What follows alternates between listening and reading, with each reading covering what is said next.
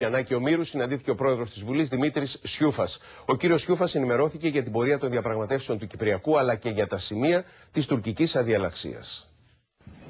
Εν ώψη ευρωεκλογών, στις οποίες ψηφίζουν και οι Κύπροι που ζουν στην Ελλάδα, ο πρόεδρος της ΕΔΕΚ ήρθε στην Αθήνα για σειρά συναντήσεων με την ελλαδική πολιτιακή και πολιτική ηγεσία, ενώ συναντώμενος σήμερα και με τον πρόεδρο της Βουλής, ο κύριος Ομήρου ενημέρωσε τον κύριο Σιούφα για την πορεία των διαπραγματεύσεων για την επίλυση του Κυπριακού, αλλά και για την τουρκική αδιαλλαξία εν ώψη του Συμβουλίου Σύνδεσης που θα γίνει το Δεκέμβρη, αξιολόγησης της ενταξιακής πορείας της Τουρκίας. Ήταν πεποίθηση μας πάντα ότι το Κυπριακό πρέπει να λυθεί με διάλογο. Δυστυχώς η δική μας η εκτίμηση είναι ότι η τουρκική αδιαλλαξία παραμένει αμετακίνητη. Στόχος είναι η δημιουργία δύο κρατικών οντοτήτων μέσω των προτάσεων του κ. Σταλάτ.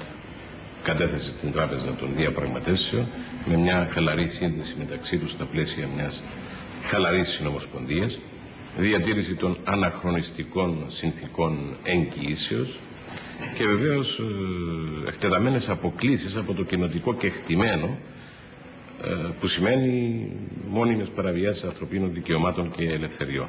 Θέλω να σας διαβεβαιώσω για μια ακόμη φορά ότι η Βουλή των Ελλήνων στέκεται δίπλα στον αγώνα των Κυπρίων για την επίλυση του κυπριακού προβλήματος, για την εξέβρεση στα πλαίσια των αποφάσεων του Οργανισμού των Ηνωμένων Εθνών και του Ευρωπαϊκού Κεκτημένου, λύσης βιώσιμης και λειτουργικής, για να πέσει επιτέλους το μοναδικό τείχος που χωρίζει την Κύπρο, που υπάρχει, θα έλεγα, όχι μόνο στην Ευρώπη, αλλά και σχεδόν σε ολόκληρο τον κόσμο. Σε αυτόν τον αγώνα είμαστε σταθερά δίπλα σας, να κάνουμε αυτό το οποίο επιβάλλει το κοινό συμφέρον των δύο αδελφών χωρών, των δύο αδελφών των Κυπρίων.